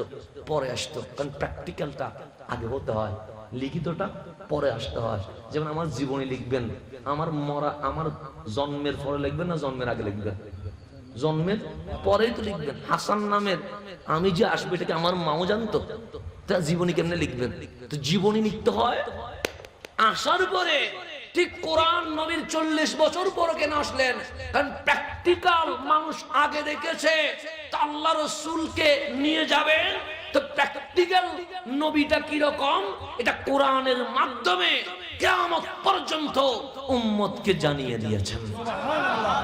তো এখন আসেন আমি একটু গভীরভাবে ভিতরে চলে যাচ্ছি, বুঝতে কি কঠিন হচ্ছে? আমি একটু ভিতরে যাচ্ছি একটু বোঝার জন্য। তা আমার রাসূল আসলেন জীবন কয়টা? দুইটা, একটা মক্কি আর একটা মাদানী। একটু গভীরভাবে খেয়াল করবেন, কারণ বেশিক্ষণ সময় নিয়ে আপনাকে বিরক্ত করব না। আমি অতি দ্রুত এটাকে এন্ডিং করতে চেষ্টা করব। রাসূল আসলেন, রাসূলের প্রাথমিক যুগ মক্কা। এই মক্কায় কষ্টের পর কষ্ট, এখানে কোনো শান্তি নাই। শান্তি আছে? নাই। রাসূল ইসলামের দাওয়াত দিয়েছে, নবীকে মক্কার ছোট ছোট ফোলাফাইন লাগাইয়া দিছে, বসে বল মজনুন, পাগল পাগল বলে ওনারে দৌড়া। তো এখন ধরেন আপনারা যদি সবাই মিলে এলাকার বাচ্চাগুলোর আমার পিছনে লাগাইয়া দিয়ে বলেন ইতারে পাগল বলে মিছিল কর, আমি পাগল না হইলেও তো 2 দিন পর পাগল হয়ে যাবো, কথা ঠিক না? স্বাভাবিক। তো মক্কার মানুষ সবাই মিলে বাচ্চা লাগাই দিছে, শুধু পাগল বলবে, শুধু পাগল বলবি। কষ্ট কারে কয়? রাসূল খানায়ে কাবার সামনে সিজদায় উটের বুড়ি গায়ের উপর তুলে দিয়েছে। রাসূল তায়েফের জমিনে এমন ভাবে পাথর মেরেছে, সৈয়দুনা যায়েদ বলছে পাথরগুলো ছিদ্র হয়ে হয়ে নবীর শরীর মুবারকে লেগে গেছে। এমন কষ্ট দিয়েছে, কেউ ঘর থেকে ধাক্কা দিয়ে বের করে দিয়েছে, কেউ রাসূলকে ঘরের ভিতর ঢুকায়া তালা বন্ধ করে দিয়েছে। কিন্তু আমার নবী চুপ, কোনো আওয়াজ করে নাই, শুধু একটা জিনিস বলেছে, রব্বি হাবলি উম্মতে, মাওলা আমাকে মারছে তারা পাথর, আমার গায়ে তারা গরুর বুড়ি তুলে দিচ্ছে, যদি ওরা আমাকে চিনে নাই, কিন্তু আমি উম্মতকে এত ভালোবাসি, এত ভালোবাসি, ওদেরকে তুমি যদি শাস্তি দাও আমি নবী কখনো সইতে পারবো না। সেই জন্য আম্মা জান আয়েশা সিদ্দিকা তাহেরার সাথে আমার নবীর যখন বিয়ে হয়েছে, আম্মা জান আয়েশা বলছেন এমন সময় গেছে, শাহর আও শাহরাইন, মাস 2 মাস চলে গেছে, গড়ের চুলায় আগুন দিতে পারি নাই। কেন? খাবারের কিছুই নাই, আগুন দিব কেমনে? আমি এবং রাসূল এই 2 মাস শুধুমাত্র পানি আর শুকনা খেজুর দিয়ে চলাইয়া দিছে, কোনো কিছুই নেই। 2 মাস যদি খেজুর খায় একটা মানুষ, আর কিছু যদি না খায় ও চলতে পারে? কিন্তু আম্মা জান আয়েশা বলছে এরকমই চলেছে। কিন্তু বিবি কারে কয়? স্ত্রী কারে কয়? আমাদের স্ত্রী হইলে হয়তো আবার চিল্লাইয়া বলতেন তুই খাইতে দিতে পারিস না, বিয়ে করলি কেন, এটা বলতো না। কিন্তু আম্মা জান আয়েশা চুপ, আওয়াজ করে নাই। সাবর ওয়াবাশশিরিস সাবিরিন, বলে না ইয়া রাসূলুল্লাহ বাজার দিতে পারেন নাই কেন, বলে না ইয়া রাসূলুল্লাহ আমার কাপড় দিতে পারেন নাই কেন, বলে নাই। এরকম দিনের পর দিন যাচ্ছে, বছরের পর বছর যাচ্ছে, কিন্তু আম্মা জান আয়েশা সিদ্দিকা কোনো অভিযোগ নবীর দরবারে নাই। কিন্তু আম্মা জান মুসনাদে আহমদের হাদিস, আম্মা জান আয়েশা বলছে মানুষ বিয়ে হলে স্ত্রীকে কখনো স্বর্ণের চেইন গিফট করে, না পারলে অন্তত একটা আংটি হইলেও কি করে গিফট করে, করে কি করে না করে। ঈদ আসছে অন্তত কিছু দিতে না পারে, একটা শাড়ি হইলেও কি করে গিফট করে, স্বাভাবিক বিষয়, এটা তো সাধারণ বিষয়। কিন্তু আম্মা জান আয়েশা সিদ্দিকা বলছেন আমার সাথে যেদিন রাসূলের বিয়ে হয়েছে, যেহেতু আমি স্ত্রী কার? দয়াল নবীর, আমার মনের ভেতরে একটা বড় চাওয়া ছিল যে আমি এটা আমার নবী থেকে খুঁজে হইলেও নিব। কি হইলেও নিব মানে দাবি, এরকম দাবি করে নেওয়া। মাঝে মাঝে স্ত্রী দাবি করে না স্বামীর কাছে, কার কাছে দাবি করবে? স্বামীর কাছে তো করবে। তো স্বামী আমাদের ওয়াইফেরা বলে যে আপনি আমাকে এটা দেন নাই, এটা দিতে হবে, এরকম দাবি করে কি করে না করে। আম্মা জান আয়েশা বলছে আমার মনের ভিতরে খেয়াল আসলো আমি ওই জিনিসটা নবীর কাছ থেকে দাবি করে হলেও কি করব, আদায় করব। মক্কি জীবন চলে গেছে, রাসূলের চেহারা অন্ধকার, হাসি নাই। আমি অনেকবার গিয়েছি বলার জন্য, কিন্তু রাসূলের মুভমেন্ট দেখে আর বলি নাই। মদনী জীবনে চলে আসলাম, কখনো বদর, কখনো উহুদ, কখনো হুনাইন, কখনো খান্দক, এরকম পরিস্থিতি দিনের পর দিন কঠিন। আর রাসূল শুধু উম্মতের ভাবনায় পেরেশান। আমি বারবার নবীর কাছে যাই, কিন্তু নবীর চেহারাটা মলিন বিদায়, সুকের মধ্যে জমাট পানি আছে বিদায়, বলতে গিয়েও আমি বলতে পারি নাই। একদিন আমার নবী ফজরের নামাজ পড়তে মসজিদে নববীতে চলে গেছে। আমি আয়েশা ঘরে নামাজ আদায় করে বসে আছি, কখন দয়াল নবী আসবে, আজ অপেক্ষা করছি। নবী আসলে আমার মনের চাহিদাটা আমি বলবো। হঠাৎ দেখলাম ঘরের মধ্যে টাক টাক করে আওয়াজ। জিজ্ঞেস করলাম কে? আমার রাসূল বললেন আয়েশা, আমি এসেছি, দরজা খুলে দাও। আম্মা জান আয়েশা বলেন আমি দরজা খুললাম, খুলে আশ্চর্য হলাম যেই নবীর চেহারা এতদিন পেরেশান, চোখের মধ্যে পানি, সেই নবী আজ এমন ভাবে হাসছে কিলকিল করে যেন আমার ঘর আলোকিত হয়ে গেছে। এত চমৎকার হাসি আমি জীবনে আর কখনো দেখি না। তাড়াতাড়ি রাসূলের পাককে আমি ঘরে ঢুকাইয়া নিলাম, ঢুকাইয়া বললাম তাইয়্যিবুন নফস, আজকে আপনাকে প্রচুর ফ্রেশ মাইন্ডেড মনে হচ্ছে হাবিব, আজকে আপনার হাসি আমার মন মুগ্ধ করে ফেলেছে, আপনার মাইন্ড কি আজকে ফ্রেশ আছে? আমার নবী বললেন আয়েশা, আজকে আমি সবচেয়ে বড় খুশি, সেই জন্য আমি আজ কিলকিল করে হাসছি। আম্মা জান আয়েশা বলে সুযোগ তো পাইছি, কারণ জামাই এখন ধরেন আমি জুমার নামাজ পড়েছি ঢাকায়, এখন মাহফিল 2টা করে ঘরে যাব, আমার বউ কিছু খুঁজার থাকলে এখন খুঁজবে, জানে যে এটার মাথা এখন কিছু আছে, সাতার মধ্যে আছে, খুঁজতে গেলে ঝামেলা হয়ে যাবে, ঠিক না? ঘুম থেকে উঠি যখন ফ্রেশ মাইন্ডটা হাসি একটা দিয়ে দিব, বুঝবে এখন আর সময় আছে। স্বাভাবিক বিষয়, বাঙালি মেয়েরা চালাক বেশি, সুতরাং কোন সময় খুঁজতে হয় এটা জানে কি জানে না? জানে। তা আম্মা জান আয়েশা এর চেয়ে আরো বেশি বুদ্ধিমতী না? তো উনি বলছেন এখনই সময়, রাসূল থেকে কি করতে হবে? চেয়ে নিতে হবে। আগে যাচাই করছেন আপনি কি ফ্রেশ মাইন্ডে আছেন? আমার নবী বলছে আজকের মতো খুশি আমি আর জীবনে কখনো হয় নাই আয়েশা, সে সুযোগ তো পেয়ে গেছি। আম্মা জান আয়েশা বলছেন ইয়া রাসূলুল্লাহ, যেদিন থেকে বিয়ে হয়েছে সেদিন থেকে আজ পর্যন্ত আমি আয়েশা অসংখ্যবার আপনার পাশে গিয়ে দাঁড়িয়েছি একটা জিনিস চাইবো বলে, কিন্তু চেহারাটা মলিন, সুখে পানি দেখে বারবার মনের চাহিদা মনে রেখে দিয়েছে, আপনাকে কখনো বলি নাই। যেহেতু আজকে হাসছেন, আজকে আপনি ফ্রেশ মাইন্ড, সুতরাং আমি আয়েশা চাই আর কতদিন জমায়া রাখবো, মনের কথাটা খুলে বলতে চায়, একটা দামি জিনিস চায়, নবীরে দিবেন। আমার নবী আম্মা জান আয়েশার দিকে স্তব্ধ হয়ে তাকিয়ে রইলেন।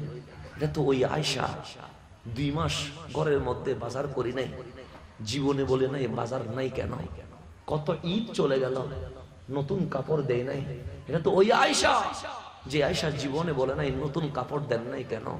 কত মানুষ নিজের ওয়াইফকে চেইন দিচ্ছে, আংটি দিচ্ছে, কত কিছু দিচ্ছে, এটা তো ওই আয়েশা জীবনে কখনো বলে নাই আমার চেইন লাগবে, এটা তো বলে নাই আমার আয়েশা। আজকে হঠাৎ আমার আয়েশার কি হলো যে সবচেয়ে দামি জিনিস চাইবে? আমার নবীও হাসি দিয়ে বললেন আয়েশা, জীবনে কখনো কিছু চাও নাই, আজকে একটা জিনিস চাইবা আর আমি নবী দিব না, এটা কখনো হতে পারে? আনলিমিটেড প্যাকেজ, আনা কাসিমুন ওয়াল্লাহু ইউতি, আমি বন্টনকারী দেওয়ার মালিক আল্লাহ। আজ আয়েশা চাইতে থাকবে, আমি নবী শুধু দিতেই থাকবো। সুবহানাল্লাহ। আনলিমিটেড কি দিয়ে দিয়েছে? প্যাকেজ দিয়ে দিয়েছে, কোনো শর্ত নেই। আমি যদি আমার বউয়ের সামনে বলি আনলিমিটেড প্যাকেজ, কানের দুল থেকে শুরু করি, সেন থেকে শুরু করি, একটাও বাদ দিবে না, বরং বলবো একটু অপেক্ষা করেন, বাড়িতে একটু কল দিয়ে জিজ্ঞেস করি কোনটা বাদ গেছে। কথা ঠিক না? আমার রাসূল বলছে আয়েশা আনলিমিটেড প্যাকেজ ঘোষণা করলাম, তুমি চাইবে আমি দিব, এটা আমার কোনো আপত্তি নাই। আম্মা জান আয়েশা চোখের পানি ছেড়ে দিয়ে বলেন নবী রে, আমি স্বর্ণের চেন চাই না, কানের কোনো দোল চাই না, হাতের কোনো ডায়মন্ড চাই না, বিয়ের কোনো শাড়ি চাই না, কোনো গড় বাড়ি চাই না। আমার রাসূল বললেন মেয়েরা চাইলে আর কি চাইবে? চাই হয়তো বা সাজানোর কিছু জিনিস, চাইলে স্বর্ণ চাঁদি, চাইলে একটা থাকার ঘর, চাইলে একটা গাড়ি বাড়ি, এটাই তো চায়। এর চেয়ে তো মেয়েদের চাহিদা এত বেশি নয়। তুমি গড়ও চাও না, গাড়িও চাও না, শাড়িও চাও না, কাপড়ও চাও না, ডায়মন্ডও চাও না, স্বর্ণও চাও না, আয়েশা চাও কি একটু বলো না?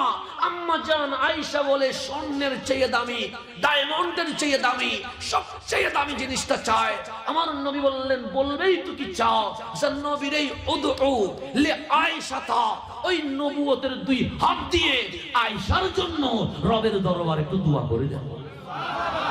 মেয়েটা কেমন বুদ্ধিমতী ছিল, মেয়েটা কেমন বুদ্ধিমতী ছিল। উদউ লি আয়েশা, আমি কিছু চাই না, আমি জানি নবুয়তের হাত উঠলে কখনো কি আসে না, ফেরত আসে না। আজকে শুধু একটাই নিশ্চয়, উদউ লি আয়েশা, আয়েশার জন্য দুটো হাত তুলে, এটা স্পেশাল শুধু আয়েশার জন্য। লি আয়েশা, এখানে আর অন্য কেউ কি করবে না, ইনক্লুড হবে না। উদউ লি আয়েশা, শুধু আপনার নবুয়তের হাত দিয়ে রহমানের দরবারে আয়েশার জন্য দোয়া করে দেন। নবীর চোখের পানি চলে এসেছে। আজ আয়েশা চাওয়ার মতো চাইতে পেরেছে। যাই নামাজ বিছিয়ে আমার নবী আরো 2 রাকাত নামাজ পড়লেন।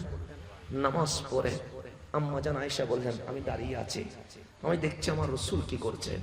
2 চোখের পানি অনবরত পড়তে আছে, 2টো হাত আজ উঠে গেছে শুধুমাত্র আয়েশার জন্য। শুধুমাত্র কার জন্য? বললেন, মওলা, এটা আমার আয়েশা, 2 মাস আমি খাবার দিতে পারি নাই, আমার আয়েশা কোনোদিন আপত্তি করে নাই। কত ঈদ চলে গেছে, আমি নতুন কাপড় দিতে পারি নাই, আমার আয়েশা কোনোদিন আপত্তি করে নাই।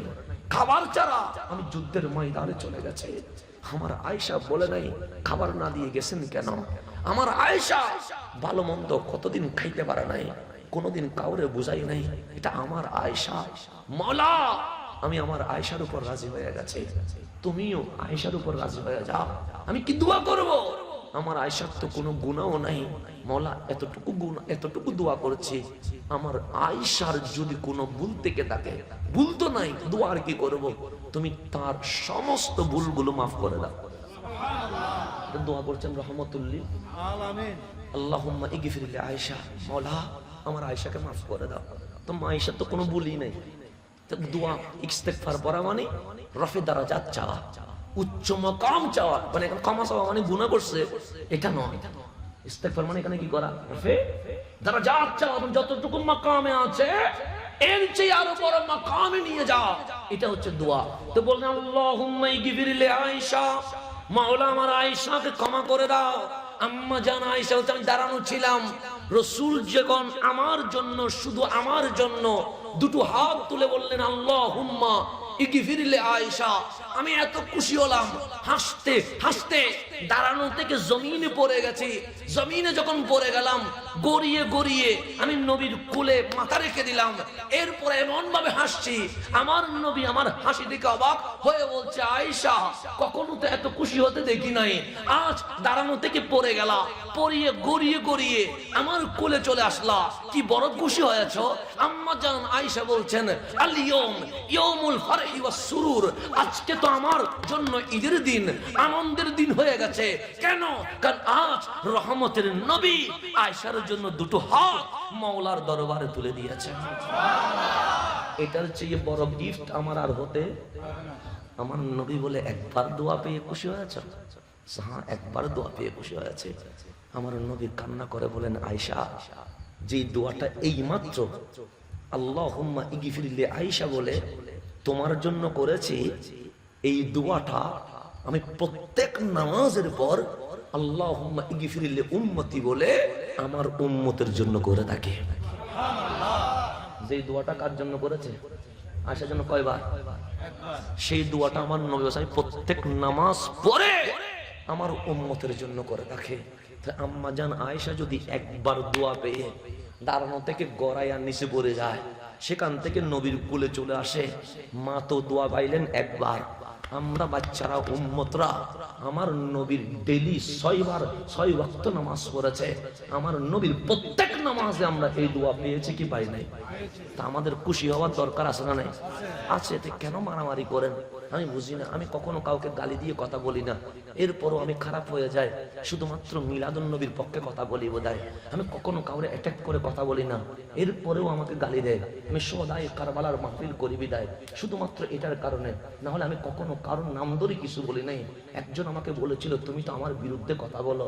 আমি ওনাকে বলেছিলাম, ভাই আমি জীবনে আপনার পড়ালেখা নিয়ে কথা বলি নাই, ভাই আমি আপনার মা বাবা নিয়ে কখনো কথা বলি নাই, ভাই আপনার সার্টিফিকেট নিয়ে আমি জীবনে কথা বলি নাই, সেগুলো নিয়ে কথা বলো নাই। কিন্তু আমাকে কতগুলো ভিডিও বের করে দিলেন, দেখো তুমি এগুলো কি আমার বিরুদ্ধে বলো নাই? আমি বললাম, ভিডিওগুলো কি শুনেছেন? শুনেছি। আর কি মনে হয়েছে? বললেন, তুমি আমার বিরুদ্ধেই বলেছো। আমি বললাম, আবার ক্লিক করেন। আবার ক্লিক করে বললেন, দেখো বলো নাই। আমি বললাম, বক্তব্যে কি বলেছি? আপনি বলেছেন রাসূল আলিফ বা তা পড়তে পারে না। আমি বলেছি আমার নবী জানে না, এমন বিষয় এই দুনিয়াতে কখনো ছিল না।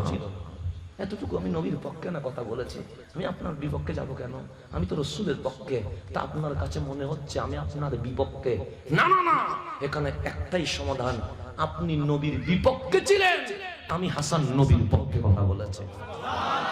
আপনার নামে তো আমি কিছু বলি নাই। আপনি বলছেন রসুল মরে ফুসি মাটির সাথে মিশে গেছে, আমি বলছিলাম না না, তুমি যদি ডাকার মতো ডাকতে পারো, যদি রসুল হজরতে ওয়াইস করণীকে দেখা দিতে পারে, হজরতে শরফুদ্দিন বুসুরিকে যদি দেখা দিতে পারে, আবুল আব্বাস মুরসির ঘরে যদি আসতে পারে, জালালউদ্দিন সুয়ুতিকে যদি দেখা দিতে পারে, ইমাম তাফতাজানিকে যদি এলম দিতে পারে, তুমি যদি আশিক হও, দেখে দেখো কামলিওয়ালা তোমার ঘরেও চলে আসবে। আমি তো এটা বলেছি, এখানে তো আমি কারো বিরুদ্ধে বলেছি, আমি তো এটাই বলেছি। কেন মারামারি করছেন? আসেন আমরা বসে যাই, একসাথে বসলে অনেক কিছু সমাধান হবে। কোরআন সুন্নাহ খুলি, দলিল কোন দিকে কথা বলে দেখি, সেদিক দিয়ে চলে যাব। এখন আমি যে কথাটা বলতে লাগলাম, ঝগড়া নয়, বিরোধ নয়। আমার নবীর মক্কি জীবন চলছে, মক্কি জীবন এত কঠিন, এত কঠিন। ইসলামের কথা বলতে গেলে মাইল, শুধু মাইল, শুধু মাইল, শুধু তুফান চলেছে। আমার নবী মক্কা ছাড়লেন, মক্কার দিকে বারবার তাকায়া সুখের পানি পানি পড়ছে। মক্কা ছাড়ছেন, নবী কাঁদতে লাগলেন। জিবরাইল চলে আসলেন, ইয়া রাসূলুল্লাহ, মক্কার মানুষ এত কষ্ট দিয়েছে, আজ মদিনায় যাচ্ছেন, আপনি কান্না করছেন, যে জবর করে ফেলবো। আমার নবী বললেন, জিবরাইল, আমি মক্কার দিকে তাকায়া ওদের কষ্ট জন্য কান্না করি নাই, এই জন্য কান্না করছি, অধিকাংশ মানুষ ঈমানের দাওয়াত পেয়েও ঈমান আনে নাই, ওরা যে জাহান্নামে যাবে এটার জন্য কষ্ট পাচ্ছি। আমি নবী চাই আমার উম্মত ইসলামের ছায়া তলে এসে জান্নাতি হয়ে যাক, এটা আমি নবী চাই। সব সময় আমার নবী পেরেশান, শুধু কার জন্য? উম্মতের জন্য, শুধু উম্মতের জন্য। বদর হয়ে গেছে, ইসলামের বিজয় হয়ে গেছে, উহুদ হয়ে গেছে, হুনাইন খান্দক হয়ে গেছে। এখন ইসলামের নূর মক্কা, মদিনা, সিরিয়া, মিশর, ফিলিস্তিন সহ চতুর্দিকে ইসলামের দাওয়াত চলতে লাগলো। ইভেন নবীর জামানায় হিন্দুস্তানেও ইসলামের আলো চলে এসেছে। নবীর জামানায় হিন্দুস্তানেও কি আসছে? ইসলামের কালিমার আলো এসেছে। চতুর্দিকে যখন এখন মুসলমান বেড়ে গেছে, মদিনার অলিতে গলিতে মসজিদে কুবা, মসজিদে কিবলাতাইন, মসজিদে নববী, অলিতে গলিতে আজান আর আজান, একামত আর একামত। এখন আর কেউ পাগল বলার সাহস পায় না, এখন আর কেউ গরুর বুড়ি তুলে দেওয়ার সাহস পায় না, এখন আর কেউ বলে না নবীর কল্লা কাটতে পারলে 100টা ওট দিব, এটা বলতে পারে না। এখন মুসলমানের শক্তি বেড়ে গেছে। এখন ওমর যদি গর্জন দেয়, পুরা জমিন পাথর করে কেঁপে ওঠে। হজরতে ওমর, হজরতে আলী যদি হুঙ্কার দেয়, জমিন এখন কেঁপে ওঠে। চতুর্দিকে ইসলামের যখন নূর চলছে, হঠাৎ ওয়াক্তুদ্দুহা, দুপুর বেলা আমার নবী ঘর থেকে বের হলেন। আম্মা জান আয়েশা বলেন, আমি আচমকা হয়ে গেলাম। রসুল স্বাভাবিক বের হয়, সেদিন দৌড় দিয়ে বের হয়েছে। রসুল যখন দৌড়ায়া বের হলেন, সাহাবায়ে কেরাম অবাক হয়ে গেছে, কিরে আমার নবী তো স্বাভাবিক হেঁটেই তো মসজিদে যায়, আজকে দৌড় দিলেন কেন? সিদ্দিক আকবর নবীর পিছনে দৌড় দিয়েছে, ফারুক আজম নবীর পিছনে দৌড় দিয়েছে, ওসমান ও যুন্নুরাইন মাওলা আলী, এভাবে শতাধিক সাহাবী যে যেখানে দেখেছে সেখান থেকে দৌড় দিয়েছে। নবীজি দৌড়ায়া মসজিদে নববীতে ঢুকে গেলেন। আজকে যাই নামাজে যান নাই, আজকে মিম্বরে দাঁড়িয়ে খুতবা দেন নাই, ঠিক মসজিদের মাঝখানে তাফ করে বসে গেছেন, এমন ভাবে কাঁদছেন, এই কান্না সাহাবায়ে কেরাম আর জীবনে কখনো দেখেন নাই। চিল্লায়া কান্না করে উঠছেন। সিদ্দিক আকবর ডাক দিয়ে বললেন, জান মাল কোরবান করে দেব, নবীরে আমরা কি কষ্ট দিয়েছি?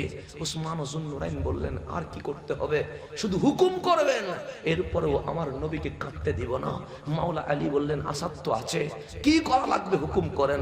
হযরতে ফারুক আজম বসে গেলেন, নবীর দিকে তাকিয়ে বললেন, কান্না করবেন না, রাদিতু বিল্লাহি রাব্বা ওয়া বিল ইসলামি দীনা ওয়া বি মুহাম্মাদিন সাল্লাল্লাহু আলাইহি ওয়াসাল্লাম নবিয়্যা।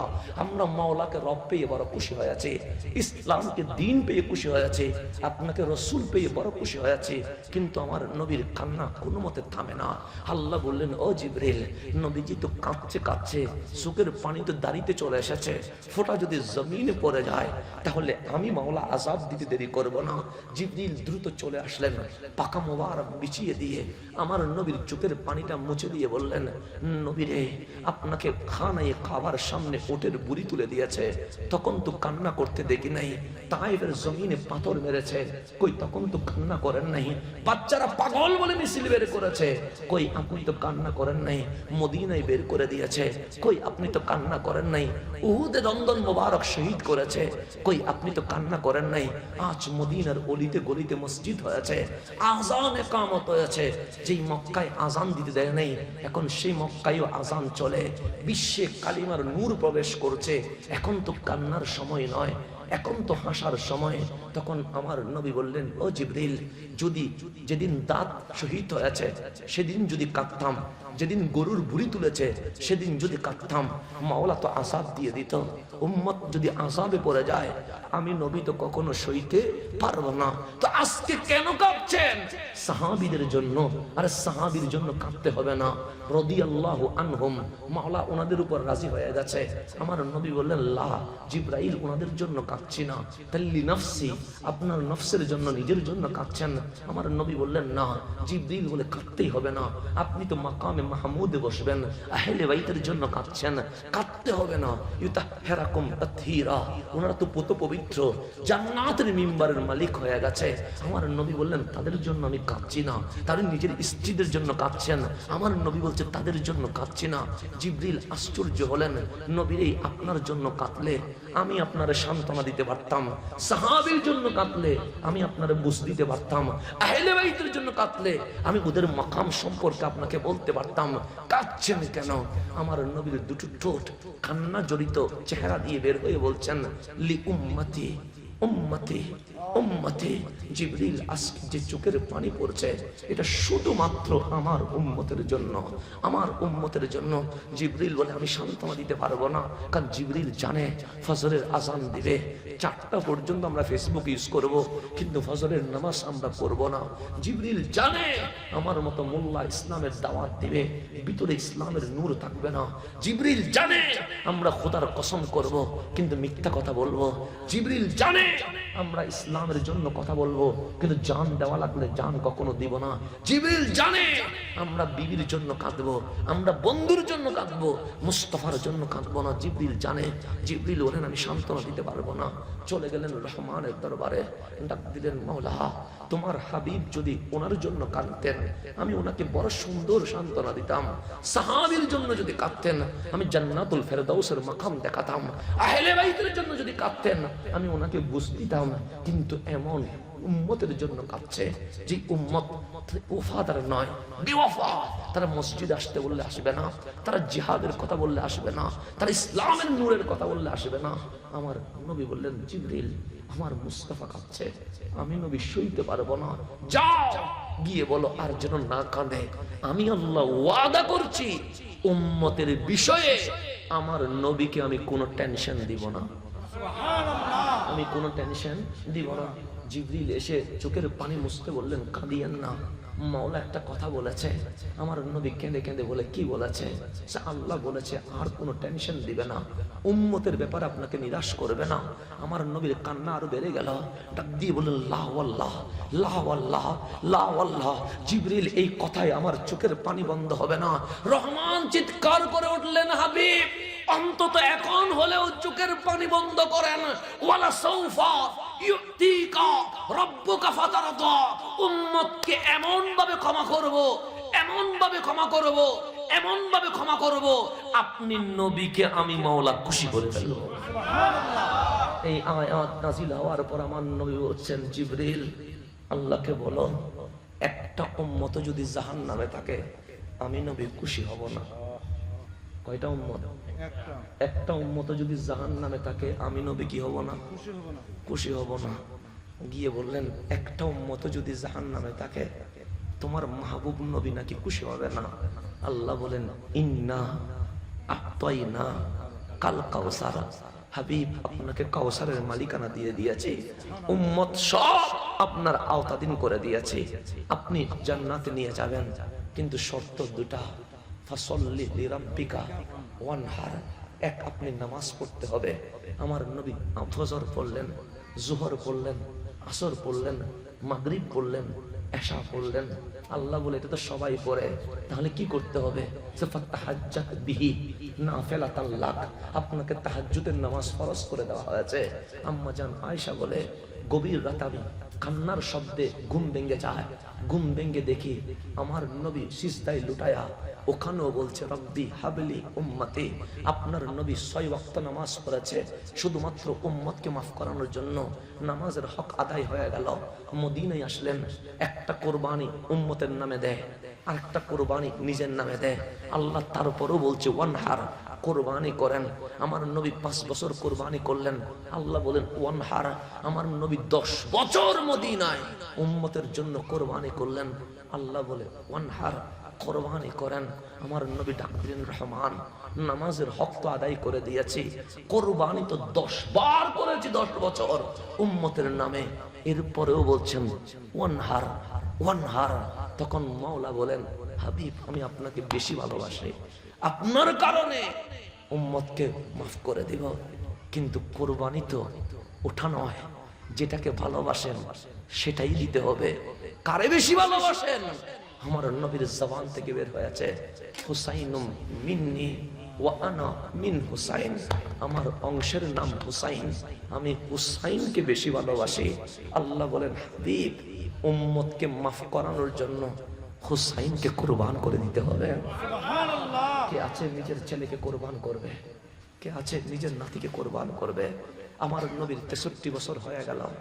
জিবরিল আমিন আসলেন রাসূলের দরবারে।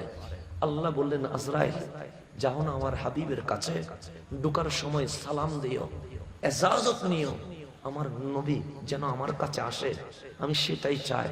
নবীর জাহেরি হায়াত শেষ হয়েছে। আজরাইল গিয়ে বলিও আজ আমার নবী রহমানের মেহমান হতে হবে, যদি হতে চায় নিয়ে আসবা, আর যদি হতে না চায়, আমার নবী যদি দুনিয়াতে থাকতে চায় যত বছর ইচ্ছা নবী থাকবে, এতে রহমানের কোনো আপত্তি নাই। কারোর জন্য এই সুযোগ আসেনি, নাই। রাসূল জেনে গেছে, রাসূলে পাক চলে যাবেন। সাহাবীদেরকে বলেছেন তোমরা আমার আবু বকরকে ইমামতির মুসাল্লায় দাঁড় করে দাও, ইমাম বানায়া দাও। বানিয়ে দিয়েছেন ইমাম। আম্মা জান আয়েশা সিদ্দিকা তাহেরা বলেন রাসূলে পাকের সেরে পাক, রাসূল 3 দিন অসুস্থ হয়ে গেছেন, 3 দিন আর মসজিদে নববীতে যায় নাই। হাত্তা জা ইয়াউমুল ইসনাইন, সোমবার দিন চলে আসলো। রাসূলে পাক আজ চলে যাবে। ওই বিদায় লগ্নে আমার নবীর সেরে পাক মাথা মুবারক মা আয়েশার কোল মুবারকে রেখে দিলেন। যখন কোলে রাখলেন তখন আমার নবী বলছেন উম্মে সালমা ঘরের দরজায় দাঁড়িয়ে যাও, সাহাবীরা 3 দিন আমারে দেখে নাই, পাগলের মতো করছে, কিন্তু বিদায় বেলায় আর দেখা দিব না, আমি দেখা না দিয়ে চলে যাব।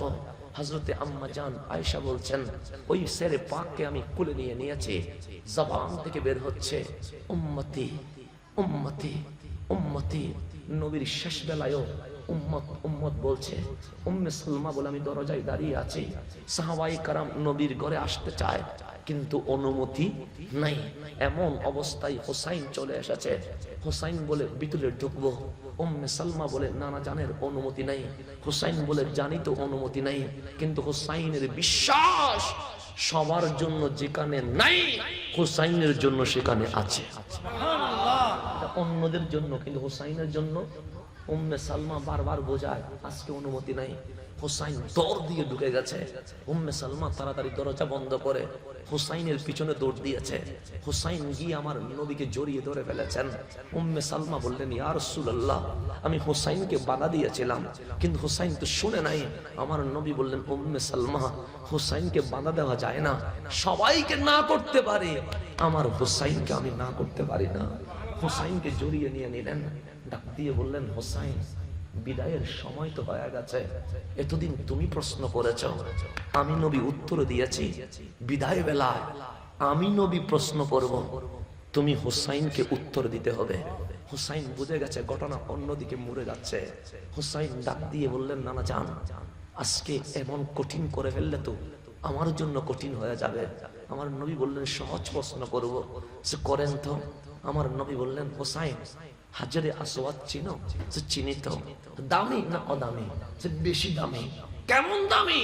সে সব পাথর মাটিতে থাকে, হাজরে আসওয়াদ কাবা ঘরে থাকে, এমন দামি কিয়ামত পর্যন্ত মুসলমান ওই পাথরকে সুমা দেওয়ার জন্য প্রতিযোগিতা করবে।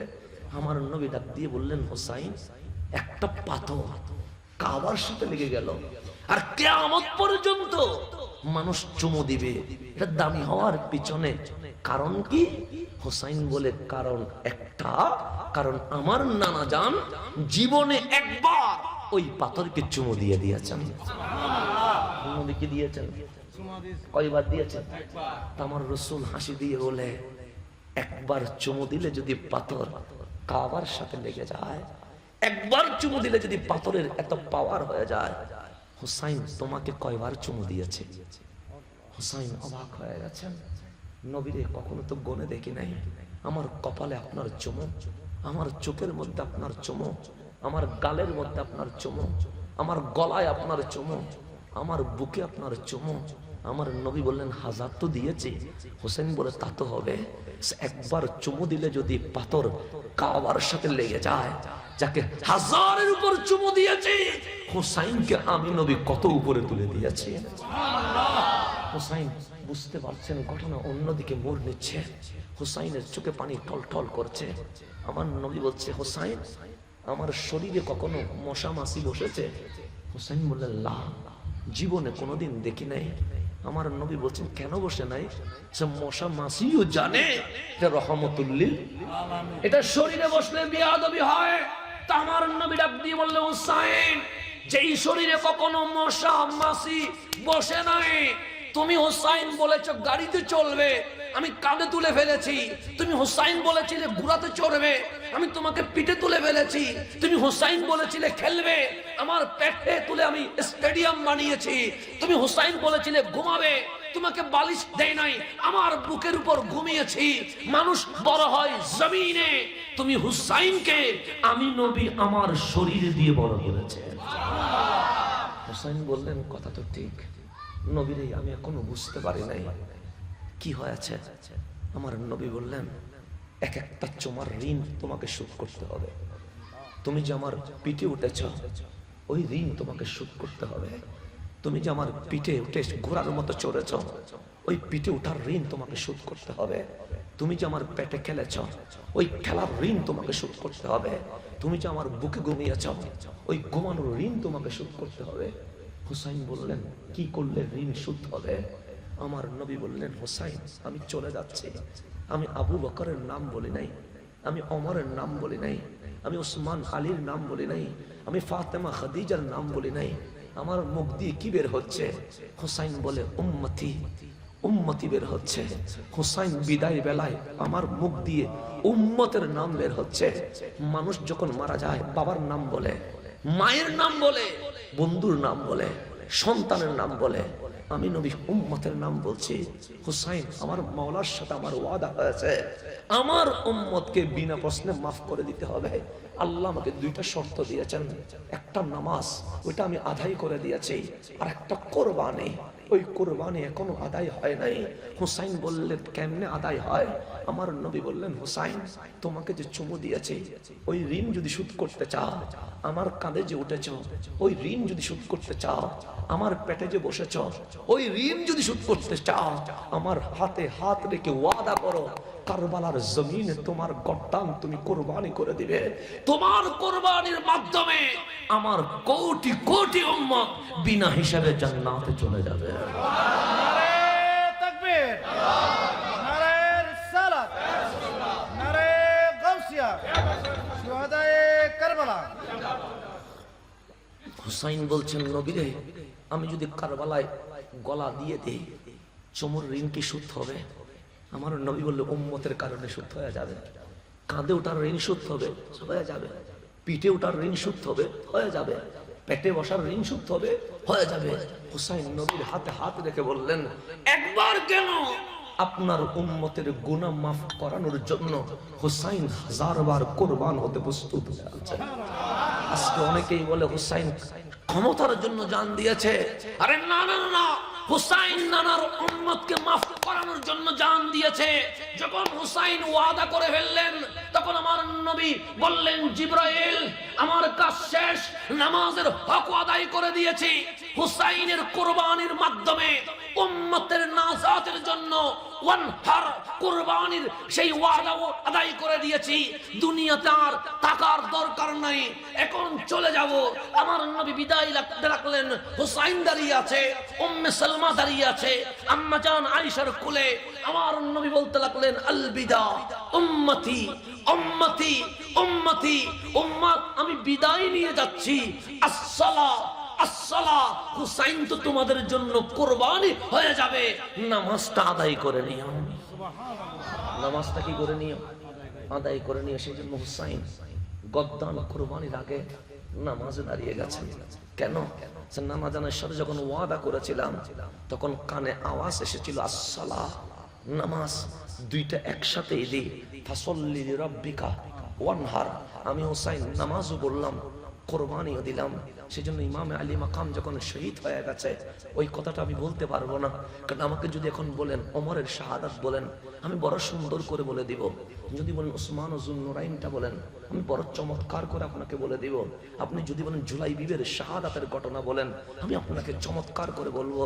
কিন্তু আমাকে কখনো বলবেন না হুসাইনের শাহাদাত বলেন, আমি বলতে পারবো না, কারণ রক্তটা যে আমাদের মাঝেও আছে, আমরা বলতে পারবো না। ওই জমিনটার কথা যখন বলি, যখন মনে হয় হুসাইন দাঁড়িয়ে আছে, হয়তো আমাদের দিকে আঙ্গুল তুলছে, 22,000 ইজিদি যখন হুসাইনের গর্দান কেটেছিল, তোরা কই ছিলি? হয়তোবা ওই দিন আমরা ছিলাম না, কিন্তু আজ তো আমরা আছি। হুসাইনকে কাল হাসরের ময়দানে বলতে পারবো, 61 হিজরিতে কারবালায় ছিলাম না, 1445 হিজরিতে পটিয়ার জমিনে এজিদিদের বিরুদ্ধে আমরা হুসাইনি সমাবেশ করেছিলাম। এটা তো অন্তত বলতে পারবো, এটা তো আমাদের নাজাতের ওসিলা হয়ে যাবে। হুসাইন যখন শহীদ হয়ে গেল, শুধুমাত্র ছিলেন জৈনুল, উনি সরাসরি আসছেন খানায়ে কাবাতে, কাবার গিলাফের ভেতরে মাথা ঢুকিয়ে দিয়েছেন। এমন কান্না, চতুর্দিকে যারা তাওয়াফ করছে তাদের তাওয়াফ স্টপ হয়ে গেল। কিরে, কাবার ভেতরে কাঁদছে কে? এমন করুণ সুর, সবাই থেমে গেলেন, তাওয়াফ বন্ধ হয়ে গেল, লাব্বাইক আল্লাহুম্মা লাব্বাইক স্টপ হয়ে গেছে, সবার কান ওই দিকে চলে গেছে। খানায়ে কাবার গিলাফের ভেতর থেকে আওয়াজ আসছে, মাওলা, আমি হুসাইনের আওলাদ জাইনাল আবেদিন, 61 জন নবীর আওলাদ কারবালার জমিনে আমার চোখের সামনে শহীদ হয়েছে, আমি জাইনুল আবেদিন দাফন করে এসেছি। মাওলা, আজকে বিচার দিতে আসি নাই, ওই 71 আলে রাসূলের রক্তের বিনিময়ে শুধু একটা চাওয়া, আমার নানা জানের উম্মতের জীবনের গুনাহ তুমি মাফ করে দিও। এটাই জাইনুল আবেদিন দোয়া করেছিলেন, রব্বে করিম আমাদেরকে ইমামে আলী মাকাম ইমাম হুসাইনের শাহাদাত বুঝে অনুধাবন করার জন্য তৌফিক দান করে।